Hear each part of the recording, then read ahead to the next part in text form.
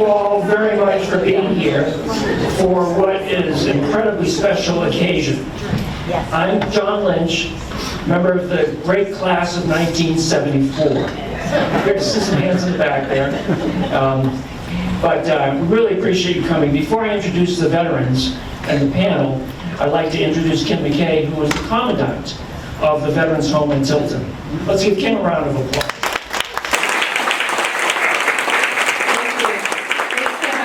We're very excited about being here. I just want to tell you, because a lot of people don't know, that we only have one state veterans home in this state. A lot of states have multiple, but New Hampshire is unique. We always are. We have one state veterans home located in Tilton, New Hampshire. We're a 250-bed facility that is owned by the state of New Hampshire, budgeted somewhat by the state of New Hampshire, but we have federal funding and federal guidance. And we only admit veterans. And so today, right now, due to staffing, we've had to minimize our census, but we have 143 veterans that live with us, with 6 more pending admissions over the next couple of weeks. So these guys are special, they're wonderful, they're willing to come and talk, and so thank you again for having us. It's a beautiful campus.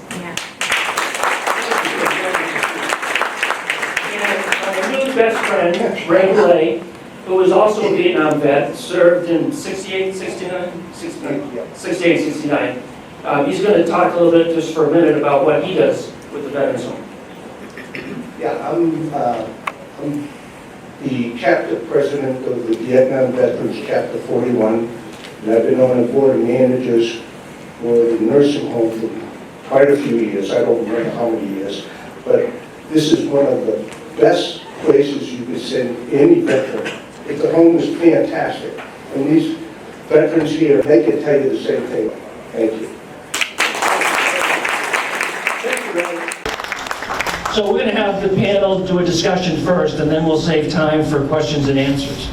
I'm sure you have questions about their service in Vietnam. We're incredibly honored to have them here. Many of us were students here during that Vietnam era. And so, while we didn't serve like these heroes did, we still were impacted by what was going on. So I'd like to ask Ken, if you would start, just introduce yourself and say what years you served over in Vietnam. Okay. Hello, everybody.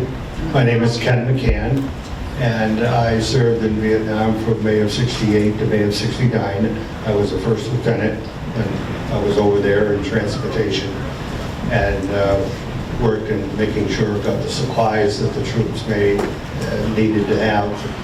And I had several opportunities to be at different places in Vietnam to do the job, and I was honored to do it, and I am proud I did it. There we go. I'm a little nervous. That's okay. Thank you so much for coming, and I have 3 great guys here with me. Thank you. Thank you.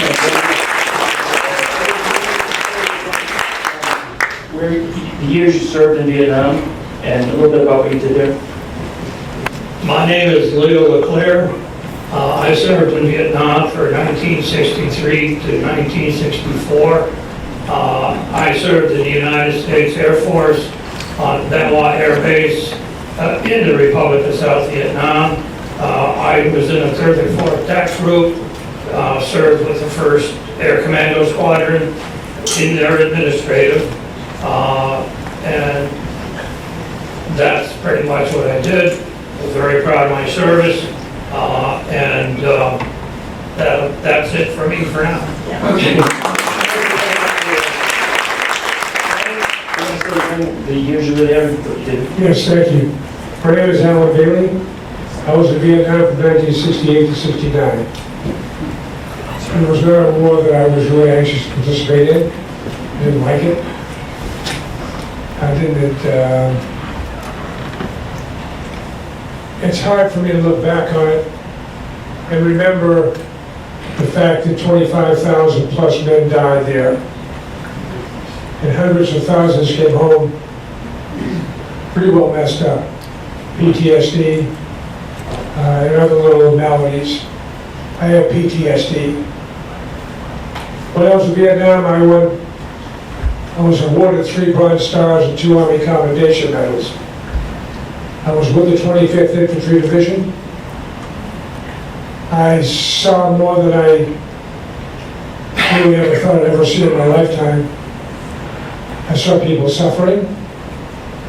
I saw people on both sides who wished they weren't there. The VC weren't very happy about being down there either, to be honest with you. And I'm very thankful that I lived through it, that I made it home. I remember vividly grown men crying, literally crying, when they would get in a firefight, saying, I want to go home. I just want to go home.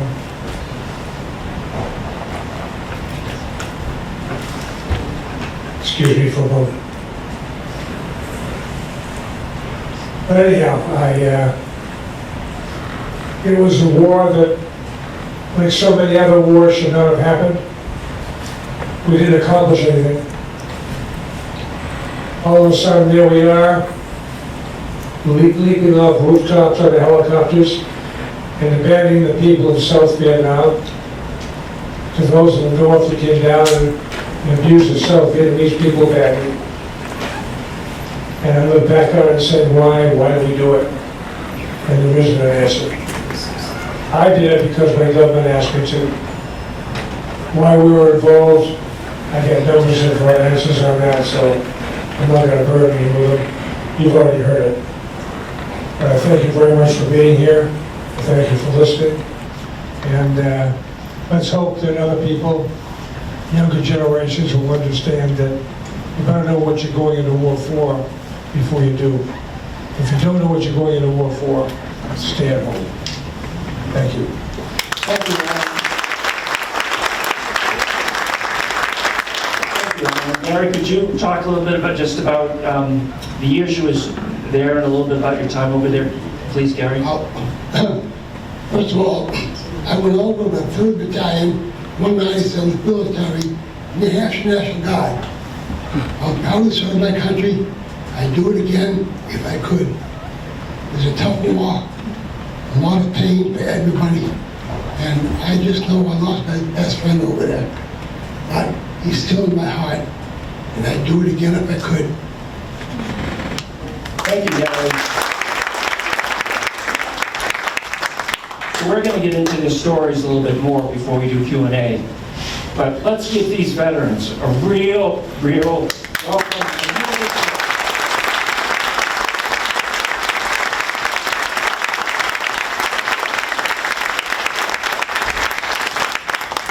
Because they truly are heroes.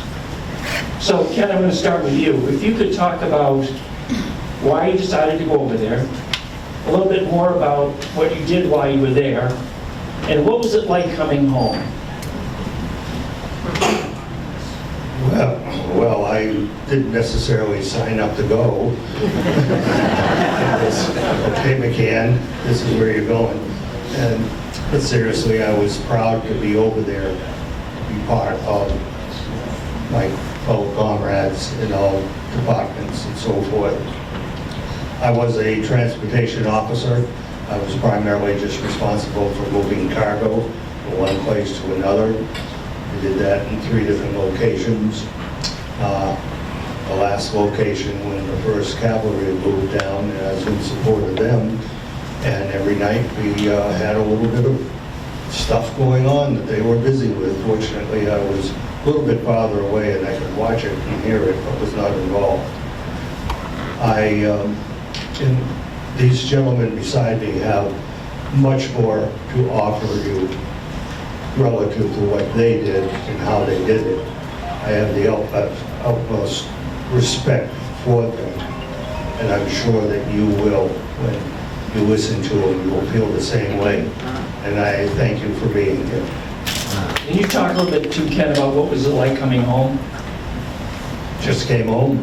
Really, it was a different world. I mean, I got a flight home and landed in Boston. My wife for me in the wrong place. It took us about a half hour to find each other. But it was kind of nice when we did. But came home and just, there was so much going on, it was still going on. Coming home, it was a good thing to know you were home. And it took me a couple of years to kind of settle down from what I did in Vietnam, which was nothing like these gentlemen did. So when you listen to them, you listen to people that really, really are exceptional people in my heart. Thank you. Thank you, Ken. So Leo, again, like I had asked Ken, can you talk a little bit about why you decided to go over there? A little more about what you did while you were there?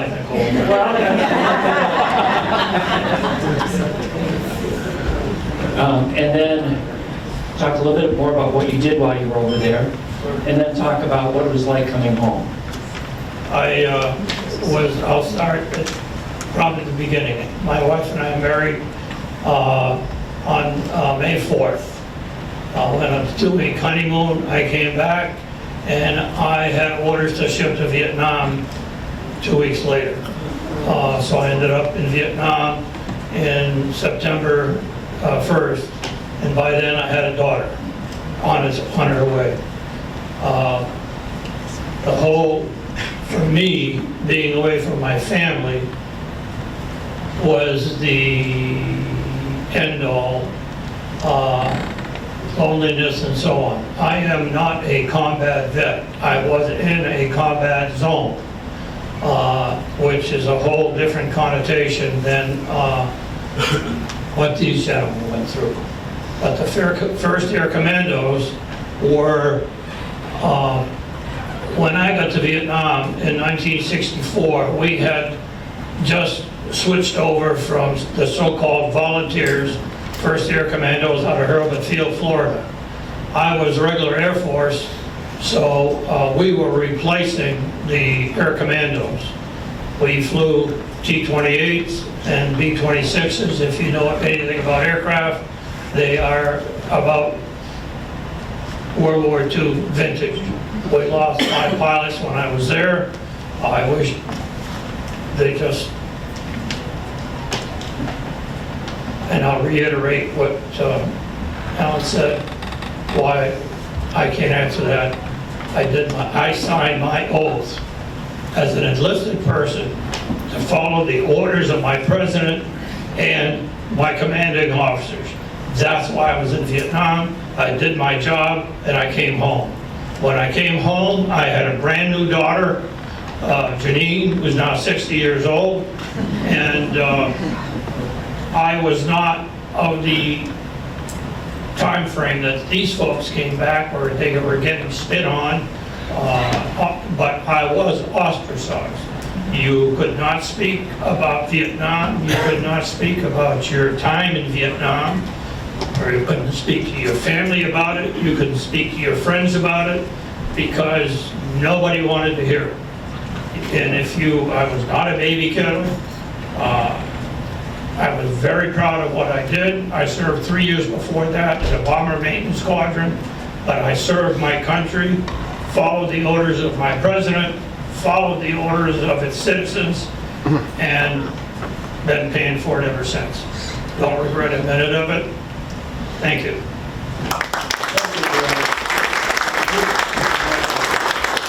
So, Alan, you do the same thing. Talk about why you went over there, a little bit more about what you did while you were there, and what it was like coming back.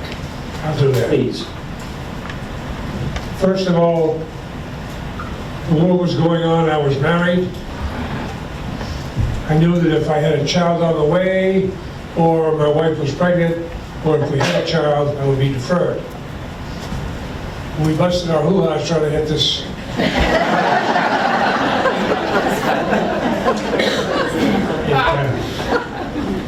It obviously didn't work.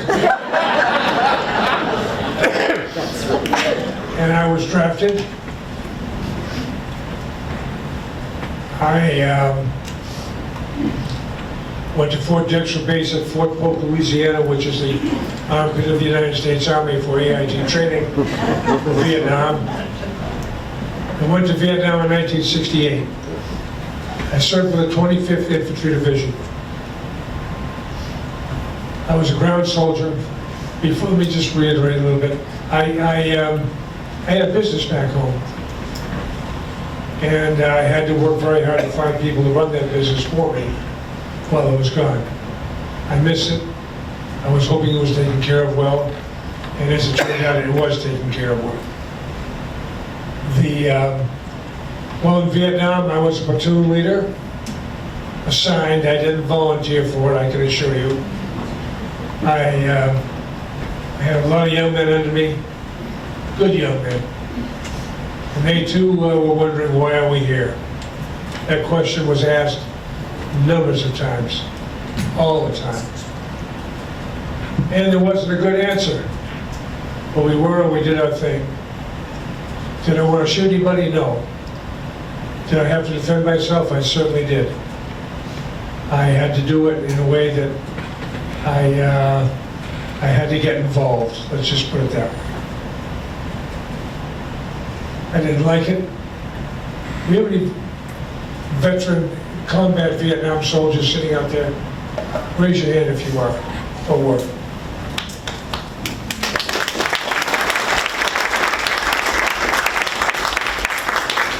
God bless you.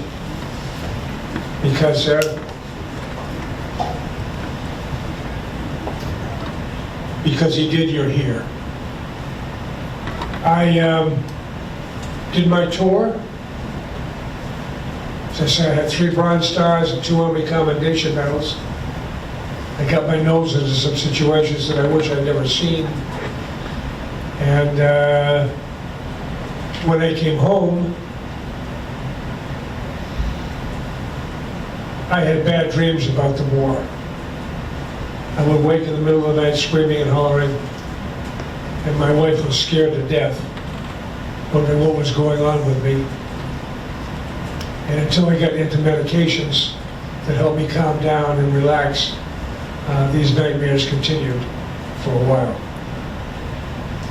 I'll close by saying that when I came back, I hadn't seen a round eye, which means I hadn't seen an American woman for over a year.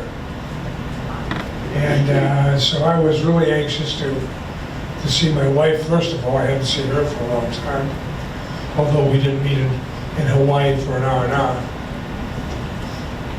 When I came back, I had to change into my dress greens uniform to leave the military.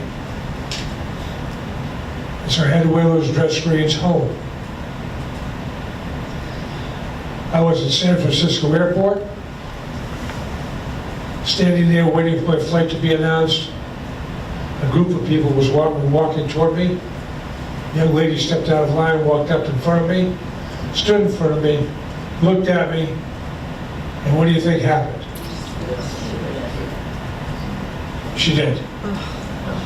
She spit on me and called me a baby killer. That was my first contact with America. Well, luckily it wasn't all that way. Luckily the people that I dealt with when I came home were kind to me. Didn't like what I did, but they understood I didn't like it either. So anyhow, that's my story. I'm glad it's over. I hope we don't go through any of it again, ever.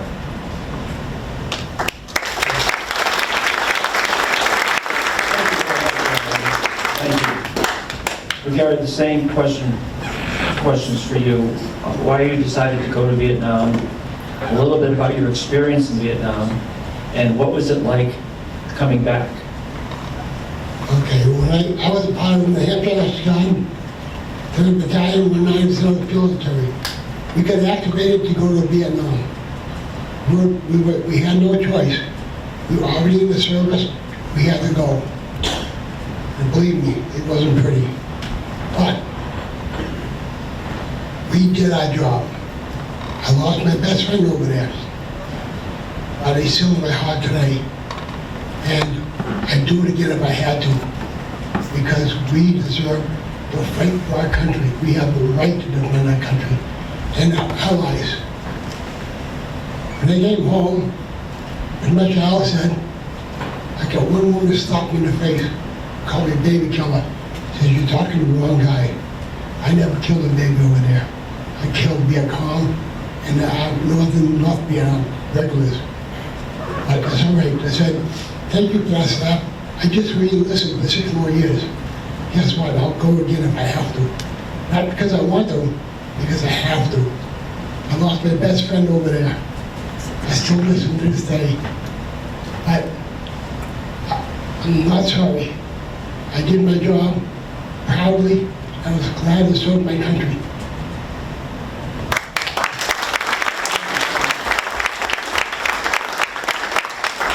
Let me ask you each one more question, then we'll open it up to the audience.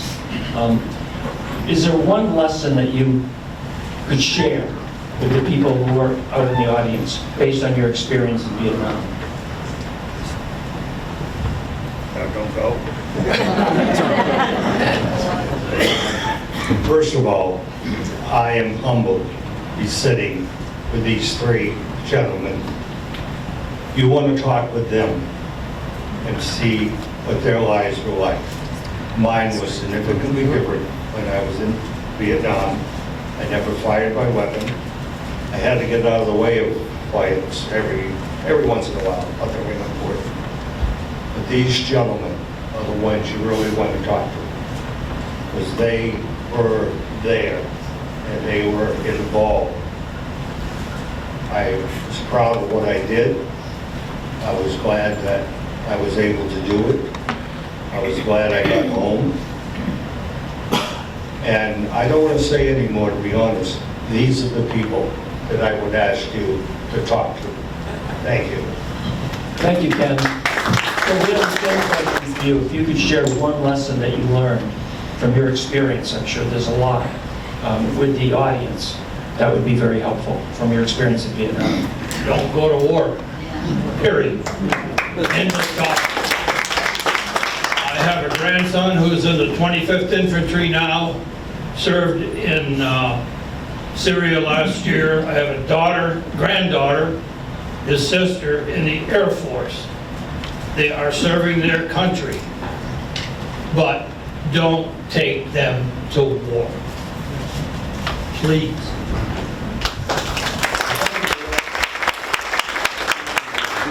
Same question for you. If you could share with the audience one lesson from your experience in Vietnam. Okay, the people that I served with, I was an older fellow. I was 23 when I was drafted. A lot of the fellows that I served with were young boys, 18, 19, 20 years old. And they served this country beautifully. They didn't whine, they didn't cry, they didn't, for the most part. They did their job, and they did it very well. It was a bit disconcerting. When I was with the 25th, the Viet Cong had an unusual task in front of them.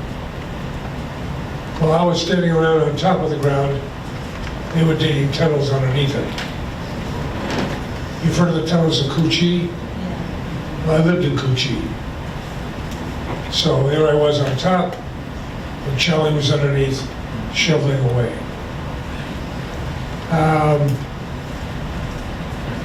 It was, as I said, an experience I would never want to go through again. I hope this country never has to. I'd like to see the world at peace. Their grievances, I think, can be taken care of through communication rather than guns. So no more war, please. Thank you. For you in terms of what is one lesson that you'd like to share with the audience in terms of your experience? One experience I found out in Vietnam is camaraderie. I think that's what saved a lot of lives. Because we're all, doesn't matter what unit you're in. If you see somebody hurt, help them. Get them quick help. They go home. I have one young man who got his rear end blown off. I got him to a helicopter.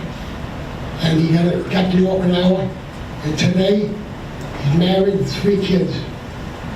He came to see me once at home. I was shocked.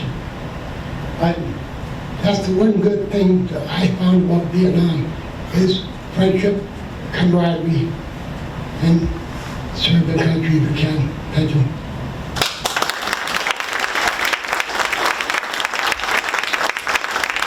Thank you very much. And now let's open it up for questions that you may have. You may either direct them to one of the vets or to everybody. We have somebody with a mic. Ask you to use the mic so we can all hear your question.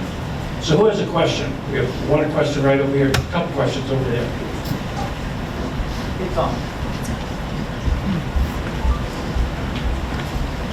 And if you could say your name, please, that'd be great. Hi, my name's Ethan Thorman. First, a lot of respect to you guys, and for those of us who did not go over, just because some people didn't respect what you did, most of us did. I study a lot of history about warfare, and it's, as you described, it's just horrific, and I've never been there, but what I've read makes me glad I never had to go, but I appreciate what you've done.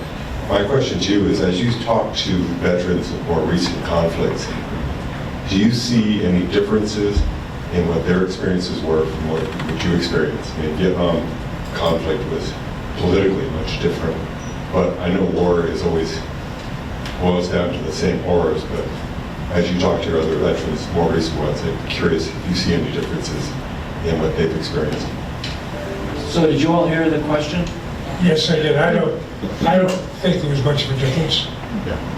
I think we all had different grievances, but we all took care of them the same way. Thank you.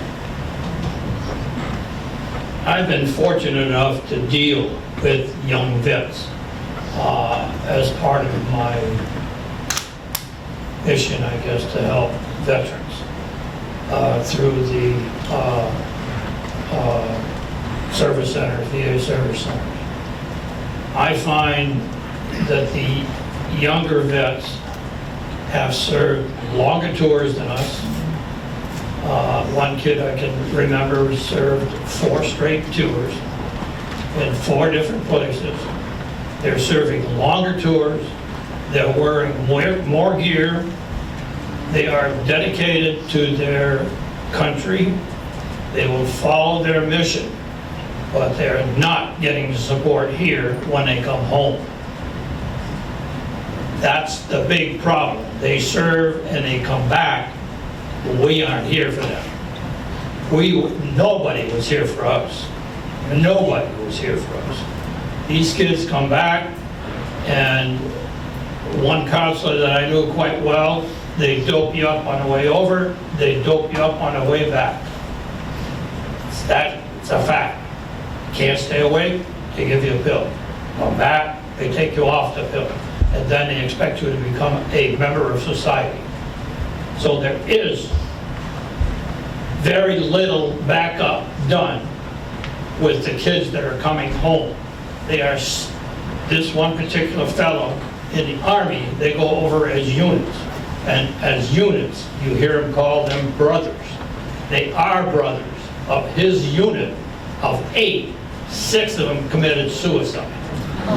6 of them. And that's about 2 years ago in that time frame. So it's nice to say that we serve our country. It's nice to say, to give us pats on the back. We are not heroes. We are doing our jobs. We signed a pledge to serve our country. When they come back, they need your help. For the guys who served in Vietnam, welcome back.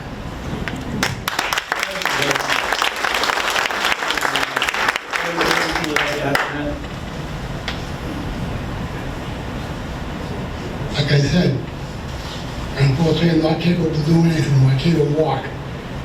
But if I was still there, we're still able to do it. Of course, at 84 did not contain me in the Army.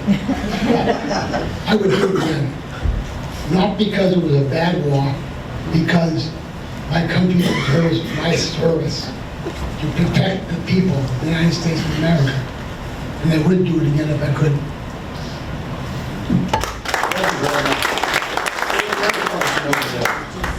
A couple.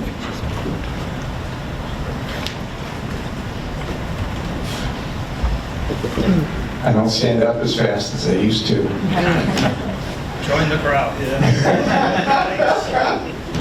My name is Patrick McLeod, class of 75. When I was here, I was in I came in 1970. I had a little hiccup in there. I ended up graduating a little later than I planned. But I was in the Air Force ROTC. And your story is about how you were greeted, some of you, when you came home. Can I just share a little story? Because it's sort of a flashback that just hit me that I haven't thought about in years. I was walking from Stoke Hall to this building to go to an English class. And because I had ROTC right afterwards, I was wearing my uniform. On my way up from Stoke Hall, this guy came out from one of the other dorms. I didn't know who he was. And he attacked me right there. He ripped my overcoat and he screamed at me that I was a baby killer. How does it feel to be a baby killer? I didn't even fire a weapon at that point. And how does it feel to be a baby killer? Right here on this street in the University of New Hampshire, I hadn't even been to Vietnam. And I was called a baby killer. And it just brought that, it really hit a sore spot in me, or minor PTSD. I feel all this anger coming up now. That I was called that. I was a sophomore in college. I hadn't even, basically I was doing ROTC, it was marching at that point. So you brought all that back to me, and from that small experience, I can empathize with what you guys went through when you were in country and then came back and were called stuff. It happened to me right here. And I was so shocked. And as you can see, it all just came back. So my dad was over there, and he was in the Air Force, active Air Force. He was in northern Thailand, doing strange things with electronics to mess up the North Vietnamese radar. And my mother was a great lady, and serving in the hospitals, and she turned against the war because she saw how all the young kids who were coming back were all strung out on drugs. And she had always been pro-war, and that changed her. So I can empathize a little bit with your experience. I thank you for being true to your oath. I thank you for being true to your oath. So many people are oath breakers today, whether it's their marriage oath or whatever oath, they break it because we're an individualistic country. But you guys stuck to your oath, and thank you.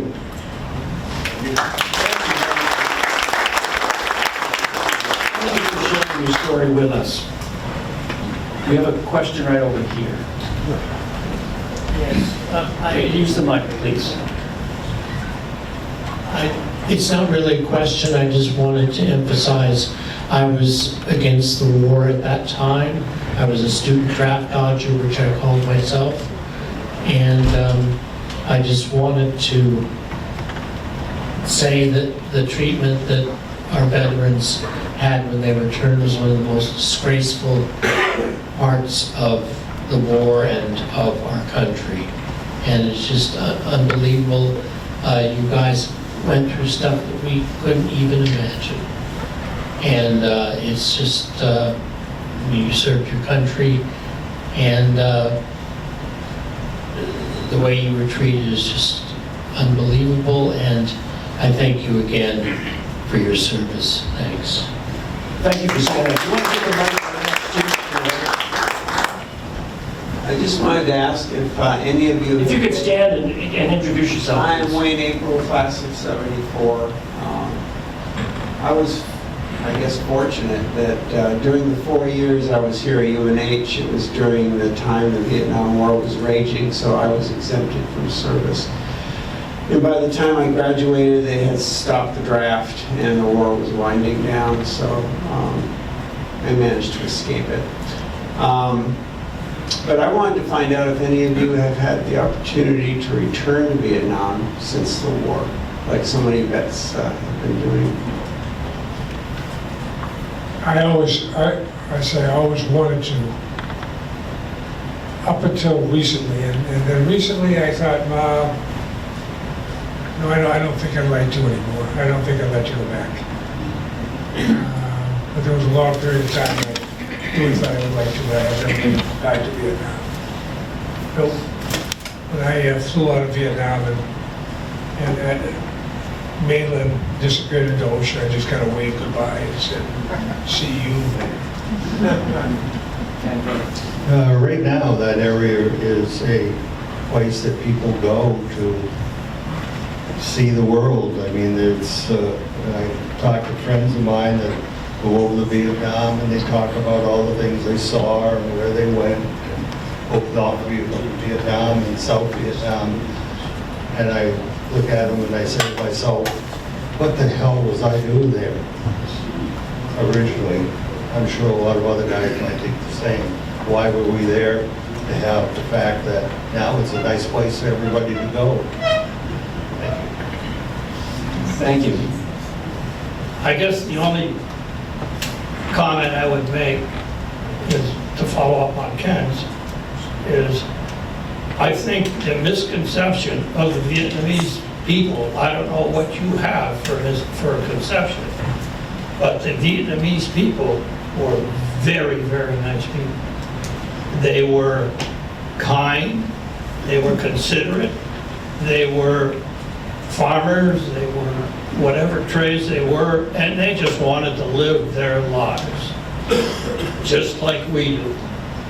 So there's no hate on my part against the Vietnamese people, the people themselves. Politicians, a whole different ballgame. But the people were always kind, always, I'll just say, leave it at that. Do not have the conception, if that's the right word, that these people were bad people. They were not.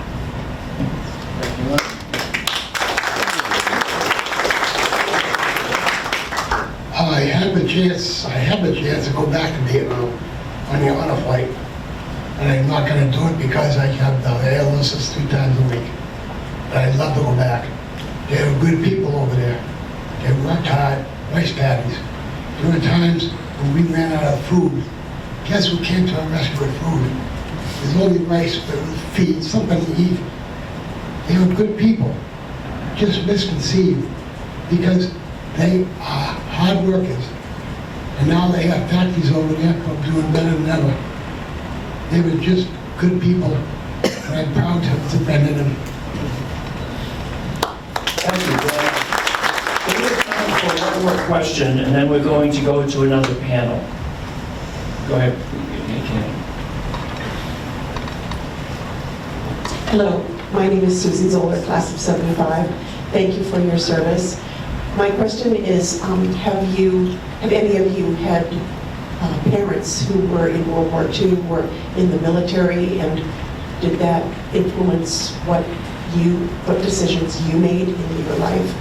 Thank you.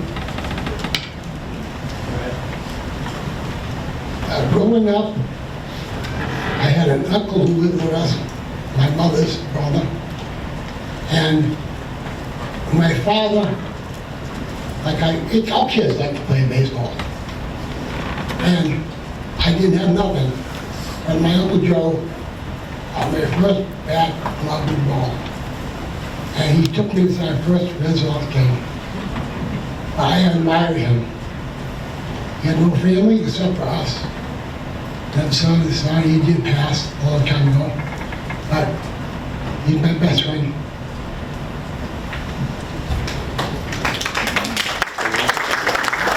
Thank you very much. We probably have time for one more. What's that? Oh, sure. Let's just get to one more question. Good.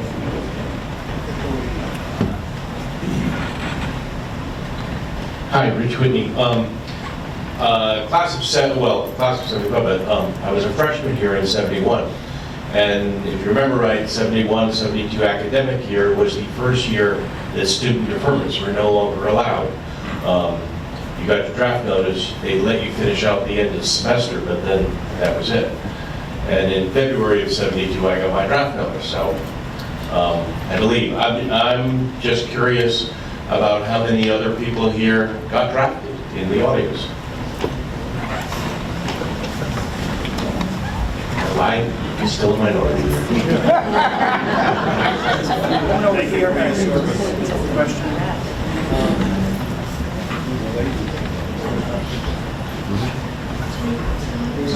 Yeah, go ahead. Hi, Lisa Horowitz, Layers, class of 75. I had a question for the panel. I was wondering, I missed the beginning, whether you took advantage of the GI Bill and attended UNH when you returned. And after that, I just want to address my comments to the third man in the vest there. I appreciated your comments and about war in general, and I just think it's a shame that we have to send young people to war for them to learn that war is a horrible thing. And even today, there's always been wars. It's part of the human condition, and it's just a crying shame that we can't work out our problems in other ways.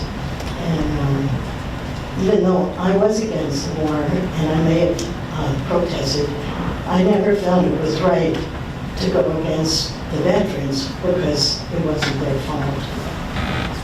It's really our policies. But please tell me if you used the GI Bill. So thank you very much. Thank you. So the question is, did any of you take advantage of the GI Bill? I did not, because I was already a college graduate when I was drafted. I tried to, but I was busy raising a family, so I couldn't go to school. While I got the mic, I'll make another comment. I did this sort of same thing at Keene State, a group of students. And the thing that I found different is you folks who protested, don't feel bad. You were right. What I found with these kids, they have no clue what's going on. They don't protest, they just basically eat it up. And I commend you for those who did protest. Can you imagine how long this would have gone on if you didn't?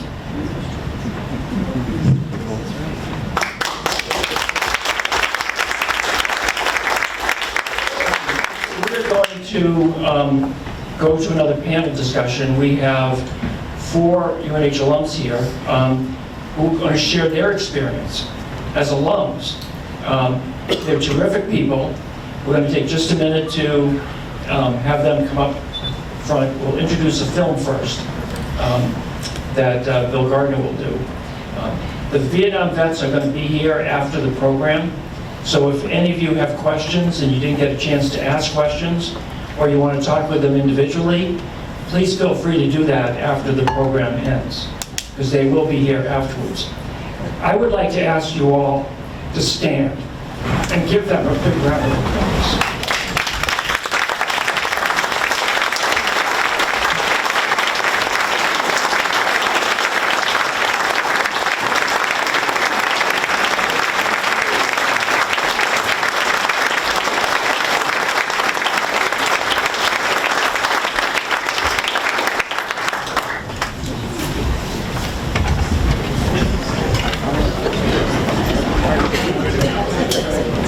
I just have one quick thing before you all leave. At 10:15 every day at the New Hampshire Veterans Home, we have coffee hour. And anybody is welcome. They can come in, they'll meet veterans like these guys, other veterans. We have 6 World War II veterans still with us. But please, it's an open invitation. It is your resource in the state of New Hampshire. Come see the gem that we have there and join us at any day, 10:15. Please come. And also that Kim's going to leave some literature on the table as you all leave. But please stay for the next panel discussion. It's really going to be fascinating because we all will experience what they experienced based on our times at UNH. So we're going to just take a minute to relocate everybody. Thank you.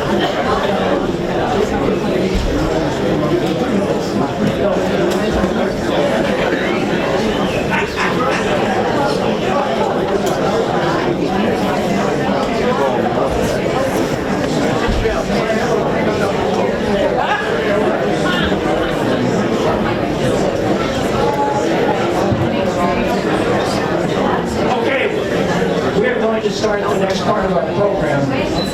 And to start the program off, let me introduce to you Bill Gardner, who is the longest serving Secretary of State in the history of our country.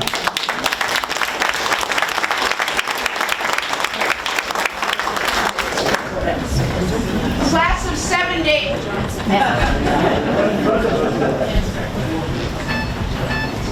Well, while the four of you who spoke earlier, while you were in Vietnam, many of us in this room, same years, were on this campus here. And we were very keenly following what was happening, and we would get reports weekly, sometimes daily, of the casualties. And almost all of us, the students, had some personal connection with someone who was there. In my case, while I was here until 1970, when I graduated, 2 of my high school classmates were killed in Vietnam during those years. And a boyhood friend of mine who grew up in the neighborhood lost his leg by stepping on a mine, and while I was here. So we were all touched emotionally by what's going on, you know, a long ways from here.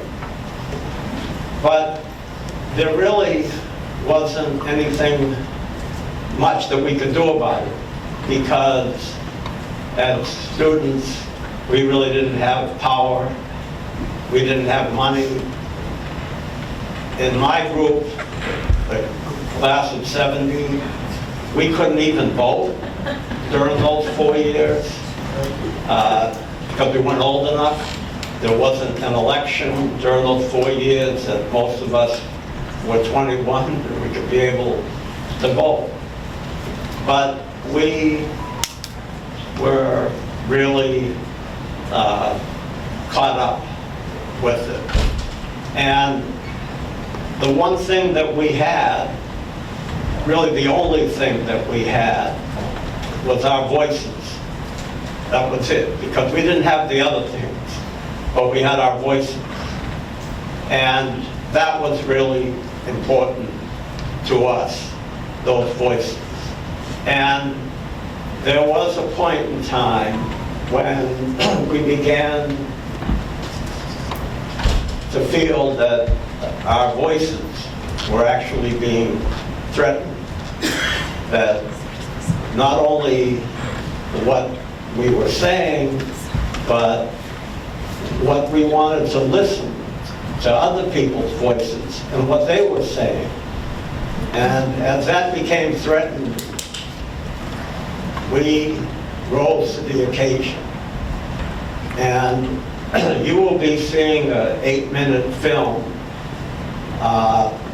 that about 15 years ago, the governor of New Hampshire, between 1968 and 1972, was interviewed by myself and Chris Weatherby.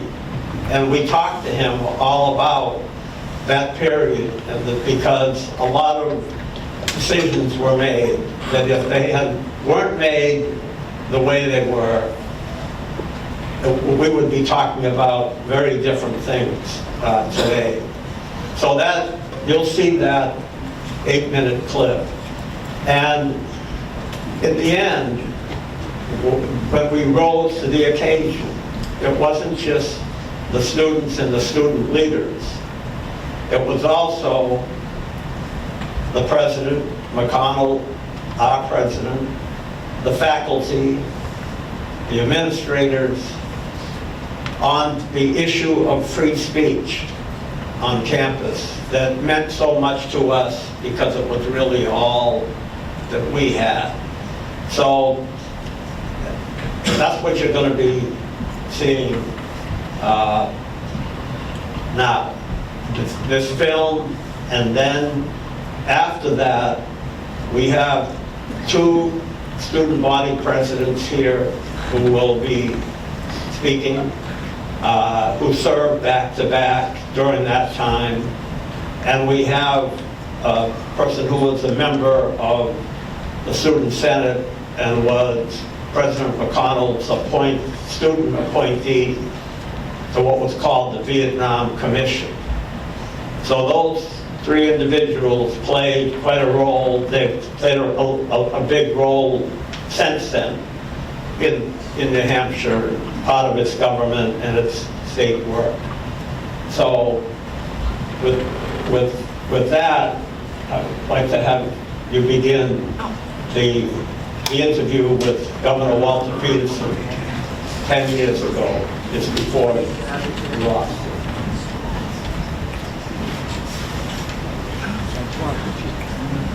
A very important event, I think, in New Hampshire history, certainly in the history of the University of New Hampshire. And a very fair and somewhat balanced promote, because it showed the William Lowe, the important editor of the Manchester Union Leader, and Mark Wefers, who I remember very, very well. I understand Mark has been a valued member of the state family, working in state government for some time. And it shows, as some of you have said, that many of these young people, caught up in the enthusiasms, understandably, of the moment and the issues of the day, and with the actual event, just 1 or 2 days, right on the heels of a tragic shooting of students at Kent State, that created a very emotional time for everybody. I'll have to say, I felt that when you look back on it, as many of those young people will, it was a very important moment in their lives. And I think in the history of the state, we survived it well, and particularly the university. That's been something I've heard over the years, that once the emotional shock and the rest, and as things wore on, the people at the university, the faculty, students looking back after a point in time when felt pretty good about the way they'd acted. They thought, they said that my coming of age or my reaching from maturity and the rest. That's something we all go through at a certain time, you know. And I have to say, because I was appearing as governor, but also as a trustee of the State University. Of course, I had been privy in private to the deliberations that went on that arrived at where we came to a qualified yes, they could speak. And I would want to get on the record, because I read a number of books about the Chicago 7, as they were, and the statement that many of us have heard since, that if you don't permit them to speak, they win. But if you allow free speech within reasonable limits, eventually the worth of the arguments behind it, they can be subjected to scrutiny and put it in perspective. It's because there's a festive nature to something like this. It's young people coming together, young men make statements, and they want to be a part of the moment. And I don't suppose it's a time for deep thinking. It's more a time for cheering. It's almost like another event. But it's more serious than that, as a very serious side as well. And my impression is that as time went on, the university, the faculty and the rest, because they helped teachers, they did all kinds of things, playing off this to explain and give a chance for the students to participate, and many did. I understand it. And that brought it more to a sober, serious examination of what had transpired. And as a result of that, I think that students, faculty, and the rest felt it was a difficult time in UNH's history. And there was a time when some very important lessons were learned, and they had been right at the heart of it. and able to participate fully, and particularly with the follow-up that the faculty organized. I thought that perhaps was a key. They did not want to stop speaking, but they felt they had to exert some authority, and that's where the time limit came in. I don't think they knew at the time that these people were in court and all that sort of thing, and that's an extenuating circumstance, you know? And circumstances alter cases, as the old saying goes. As chief executive of the state, you were put in a position where how you felt about this made a big difference. And if it's fair to say that a lot of the trustees, even the majority of the trustees, felt that they should not be allowed to speak on campus, it put you in a difficult position. And once you made that decision, how you felt about it, is it one of the, looking back over your years, is it one of the decisions that you feel really good about, that as it turned out, did you feel good about the students the next few days after you saw what happened? I think that when you're in situations where you might not have the votes when you start out, don't rush things. Don't allow time, breaks and things for groups to get together and to talk and to get into people's heads the risks that you're taking with the reputation of the university and the rest. And that's what I've found. I know that you want to spread the credit around, but if you had taken a different position, if you had taken the position that they should not be allowed to speak on campus in one of the university buildings, that would have been the decision of the trustees. That could have produced a very different outcome. I don't want to cast myself in heroic terms in this situation. I played a role just as I tried to lay it out for you because I felt that's the higher form of leadership, to approach it that way and to bring others into it so that after it's done and people are talking about it, it doesn't become, oh, so-and-so got up and gave a speech and that, no.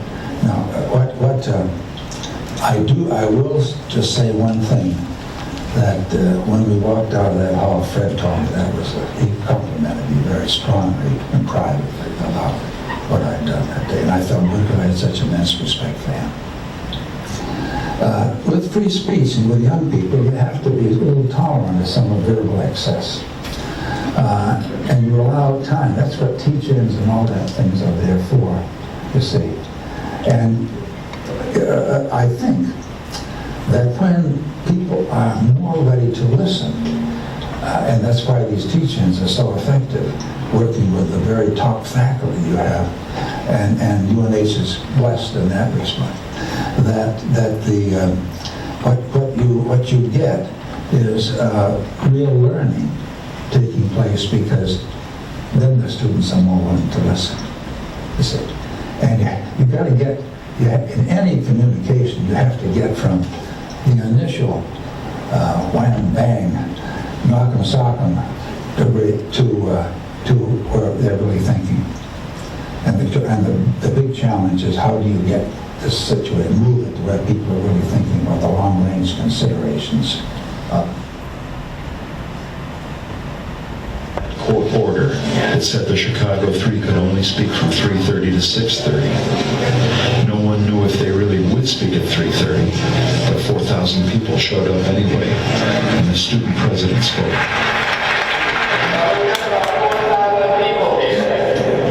And it was up to me, and I had Jerry Rubin and Abbie Hoffman and Dellinger in my back pocket. I'd say, okay, these guys are here, you don't have to speak out, there's people here at the top, you do their thing, okay? Now I'm going to read you something, and then I'm going to ask you a question. The conspiracy has come to New Hampshire. We will speak tonight at 7:30, underlined, at the strike rally. We refuse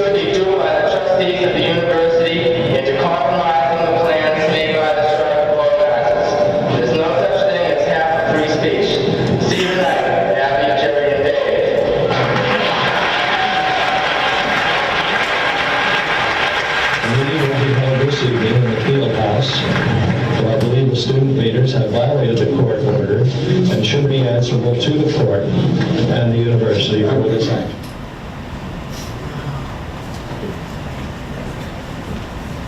So why don't you all come up here, and then we'll decide who that person is.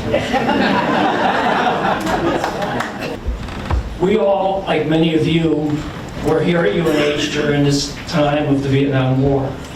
And these folks are going to share their experiences in a very compelling way. And then hopefully we'll have a few minutes for some questions and answers. Let me start off with Mark Wefers. Mark, I don't recognize that guy on the screen at all. Nor did I recognize the speaker at that huge rally. But Mark was student body president. What year were you president? In 70. 69 to 70. And Mark and I knew each other when I was a student here. We took a class together and actually studied together. Although I mostly listened during that studying period. So, Mark, let's turn it over to you. Let's give Mark a round of applause.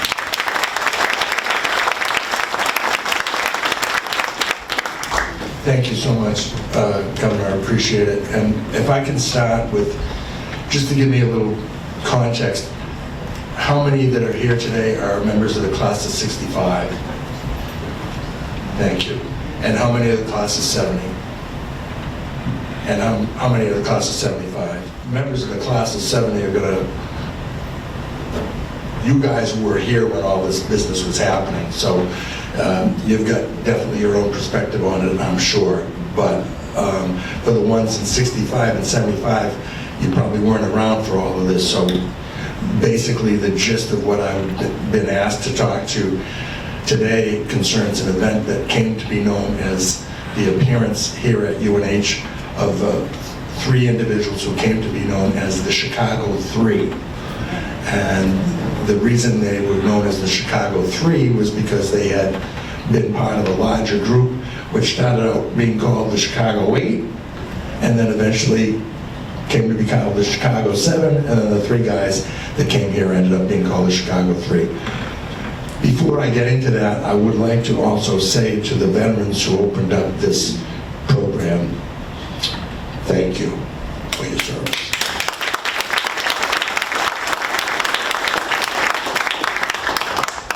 And I want you all to know that everybody in this room is very glad that you made it home.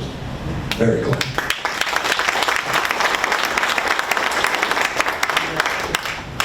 No doubt.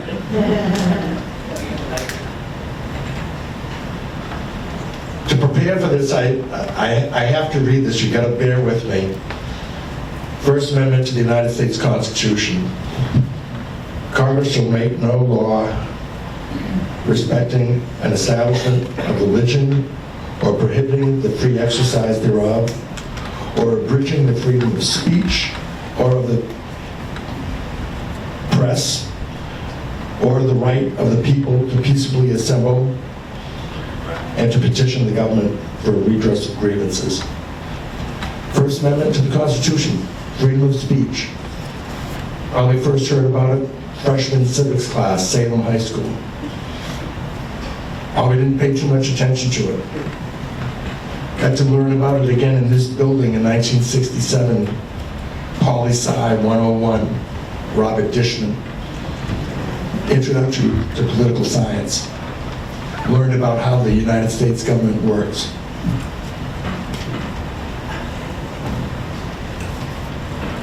And I want to say to all of you that are in this audience from the classes of 65, 70, and 75, how much I appreciate you giving me the opportunity to participate in your class reunion and congratulate you on celebrating your class reunion. And want to mention also that of all the experiences that I had at the University of New Hampshire, and there were many, and they were rich, and they were amazing, none is more important. And you may all share this with me, but none was more important to me than the fact that next door, in the building next door over here, at the Memorial Union Building, in 1972, I met the future mother of my three children, the eldest of which is here, and I want Kara Finnegan and to stand. My daughter came out.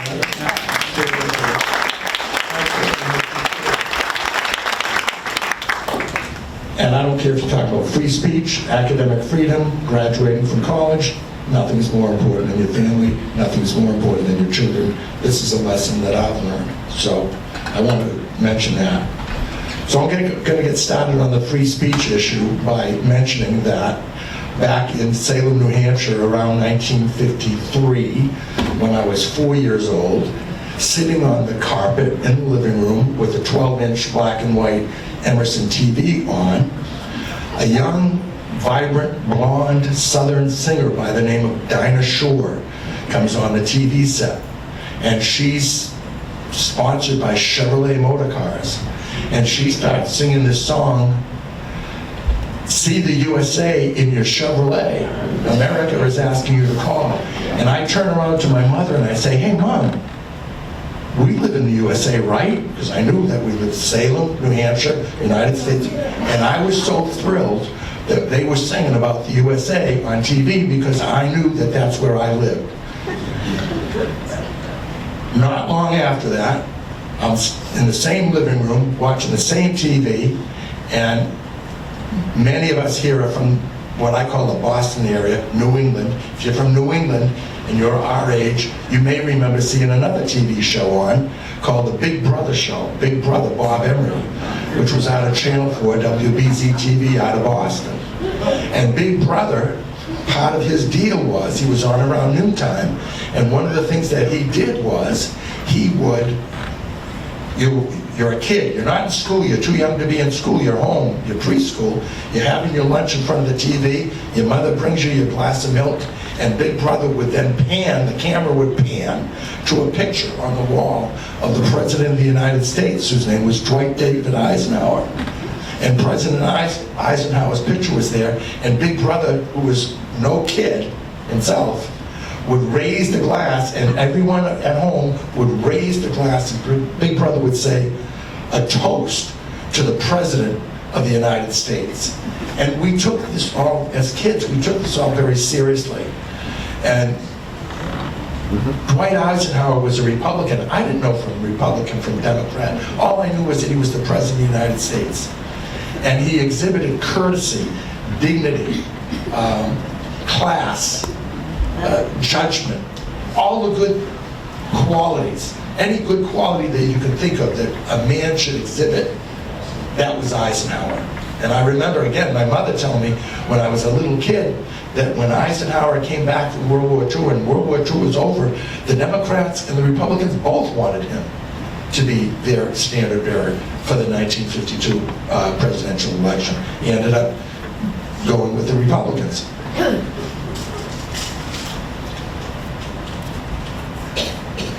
Around the same time this is happening, there's a professor here at the University of New Hampshire, about 1955, by the name of Gwynne Daggett.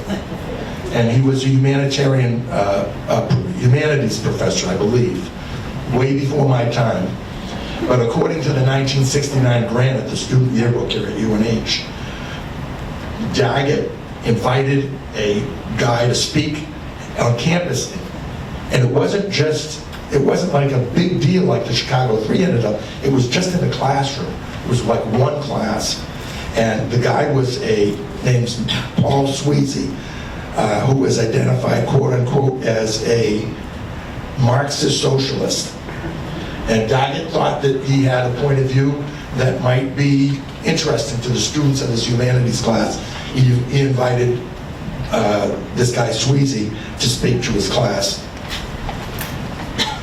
Professor Daggett suffered for that invitation for several years. Eventually, the faculty here at the university, and again, I've been meaning to say this. Thank God for the University of New Hampshire. What a gift. What a treasure. And you all demonstrate that by taking your weekend when you could be home on the couch watching reruns or whatever it is that you want to do. And you come here to celebrate this university. And I just think We can't say good enough about this place.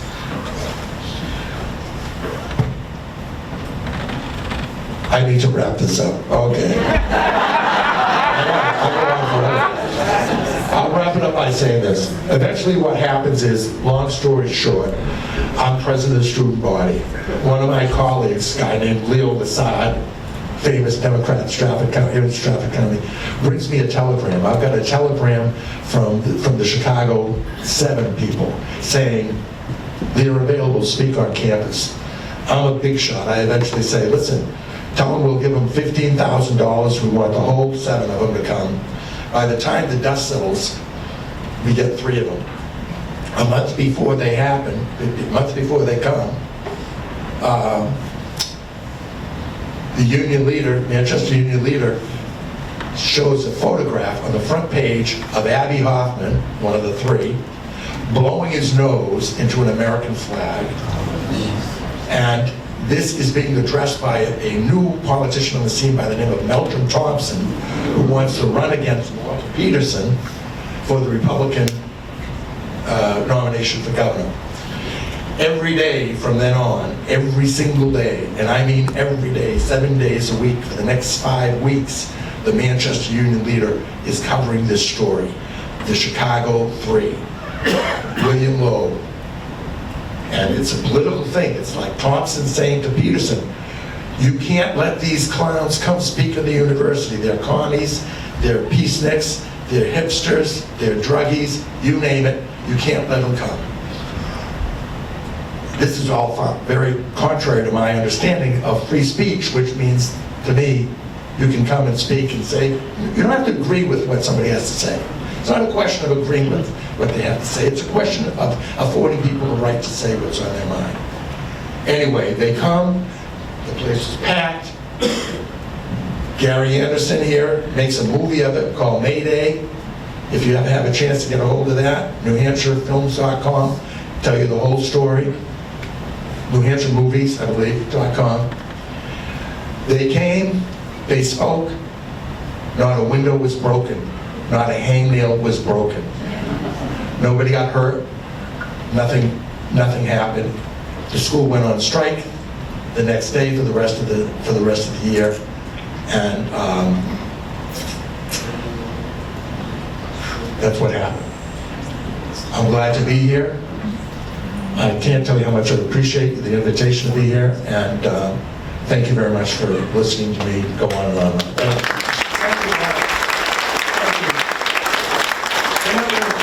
To another student body president, Brad Cook. Brad and I have known each other probably for 50 years. We almost worked together, but he took away my offer to work with him.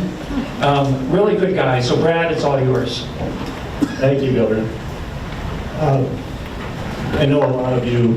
I was the president of the student government in 1968 to 69, right before Mark was. I was an ROTC student. I had been the president of the Young Republicans. I came from the middle of the student body, and it was an interesting time. When the Chicago 3 came, as Mark says, Mr. Loeb had been pounding the university as he liked to pound the university all the time. President McConnell was a lily-livered chicken if he lets these people speak. People went to court. One of the key elements here was, and you saw an allusion to it in the film, people went to court and got restrictions put on when they could speak. Well, that's like putting a red flag in front of a bull, because you know exactly when they weren't going to speak. It was during the period of time when the court said they could speak. The field house was full for many hours. For those of you who weren't here, for those of you who were here, I was a student marshal as a former student body president at the time. I thought it was a horrible thing. I thought it was an indication the world was coming to an end. In fact, afterwards, I went to President McConnell, who I encountered as he was coming out, and I said, I think the world's coming to an end. And he said, Brad, I'm 63 years old. The world's come to an end 3 times in my lifetime. And that's important, because we had very smart people in control. The generation who had come out of World War II. Governor Peterson was one of the smartest people I ever met. The chairman of the board of trustees here was a man named Fred Hall. He wrote memoirs about his experience in the war. He'd seen real trouble. This wasn't that. John McConnell had been around, and we had a young attorney general working for Governor Peterson named Warren Rubin, who I had the privilege of later being a law partner with. And they together had to decide what was more important. Was it more important to enforce the court order and enrage the whole crowd and feed right into those three clowns' attitude? The Chicago three that we got were Jerry Rubin, who was a clown, Abbie Hoffman, who was a thug and a crook, and David Dellinger, who was a very thoughtful, philosophical professorial guy. But they were a show. And the show could have turned into trouble if they had come in with the people who were at the lead traffic circle ready to enforce the law and stayed there, or if the people had been allowed to speak. And they all said what they should have said.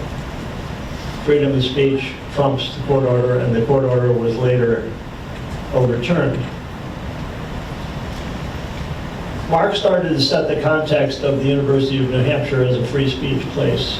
And in the 1950s, we had two Supreme Court cases about New Hampshire matters that involved the university. One was called Sweezy versus New Hampshire. That's the when Daggett invited Sweezy. And Uphouse versus Wyman, which was about a professor.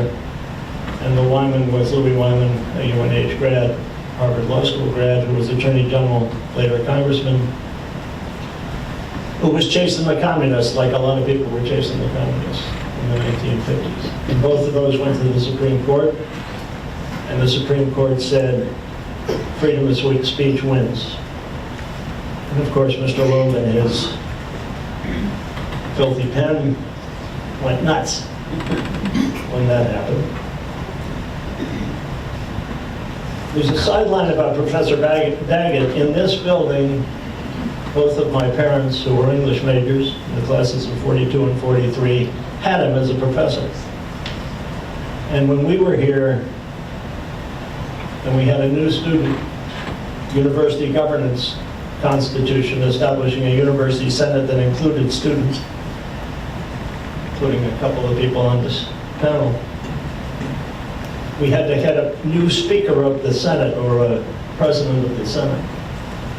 And I, being a rash, impudent young man, said to President McConnell, I think Wynne Daggett should be the president of the Senate. And he looked at me cross-eyed and said, how much trouble are you trying to get me in? But we elected Professor Daggett as the first president of the University Senate, and he never got to serve because he died that summer. But it was a symbol of what he had been from the early 1940s when my parents had him through the 1970s when we were here. It was a tradition of free speech. And you know, freedom of speech is never about protecting the people you agree with. That's easy. Freedom of speech is about defending the opinions and the rights of people to say it for people you don't agree with. And that's hard. And we don't sit around and think about the rights that we have except when they're in danger. You haven't spent most of your lives waking up every morning and thinking about how the First Amendment and the other Bill of Rights affect you, except when somebody might be taking away from you. And I want to fast forward a little bit, because it's very interesting what happened in the spring of 1970, but that was 55 years ago. And it wasn't a big deal with 55 years of perspective. It was important. But it was him. I want to go to today. I want to go to the day when, because one individual doesn't like an institution, he can threaten its right to exist.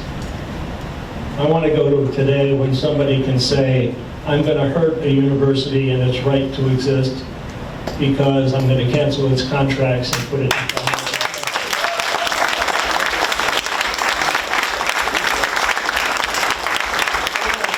I want to talk about today when a pretext of anti-Semitism can be used to say to people who disagree with the Israeli government that they should be thrown out of this country because they expressed their First Amendment rights. And I want you to think when you go home, and I want you to think every day about what's going on in our country today, because in my 77 years, I hate to say that, but in my 77 years, I've never been more concerned.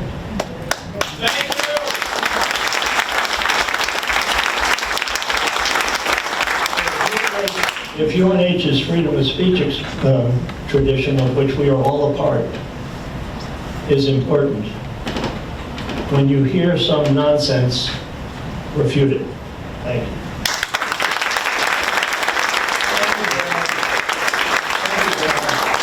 Jim, if you want to say a few words, we have about 5 minutes left before we hit the end of our program. Thanks, Brad. 5 minutes before the end of the program. I'm a member of the class of 1971. Anybody from 71?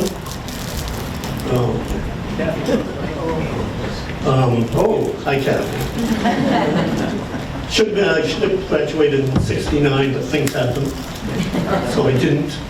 I got to know a couple of people around this table during the years I spent here at UNH. I lived on campus, so I saw what was happening day in and day out during 66, 67, 68, 69. I got involved in politics. I ran for the New Hampshire State Legislature in 1968, so I was a member of the legislature in 69 and 70.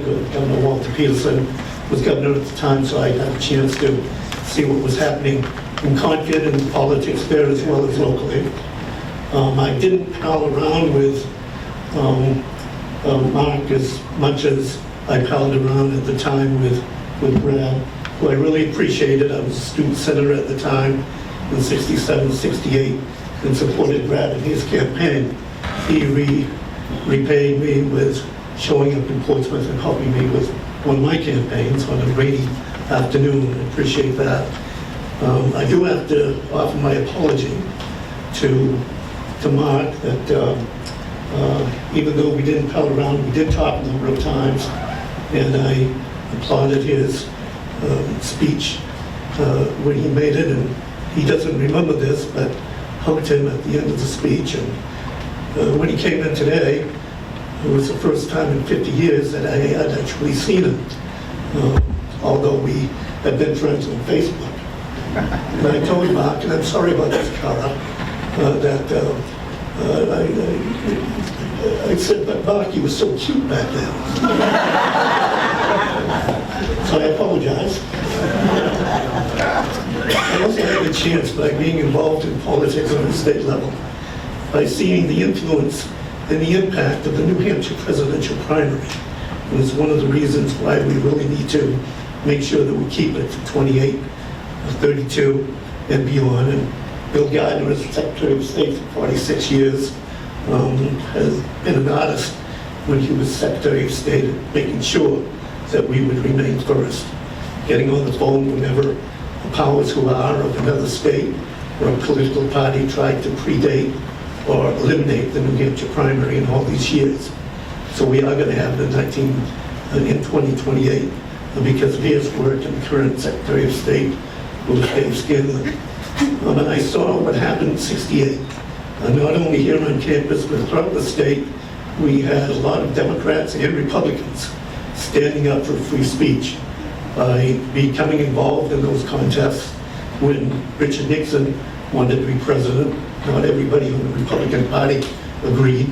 We had good Republicans in those days, including Brad, just as he is a good Republican today with the Republican comments that you heard him say. And in 1972, We had Democrats being involved in that contest between George McGovern and Ed Muskie, making Vietnam an issue. And we know what happened on the Republican side during those years, culminating in the Watergate massacre, the Watergate tragedy, which became a massacre as well. So it's because of the politics of New Hampshire, which is unique to any other state, that we were able to have older people encourage younger people to be involved in politics and free speech.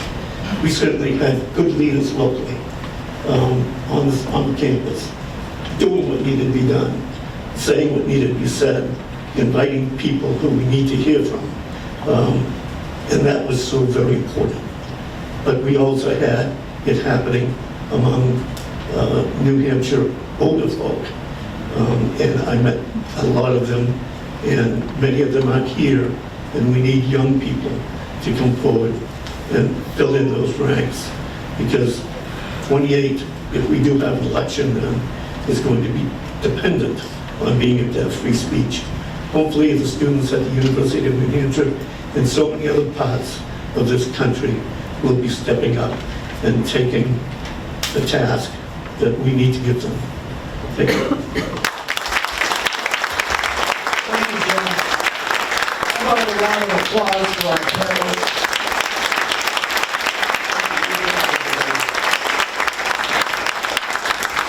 So that basically concludes our program, as I promised we'd end right around 11. But the Vietnam veterans who spoke, you're welcome to come and ask them questions, or anybody on the panel. We'll all stay around for a while.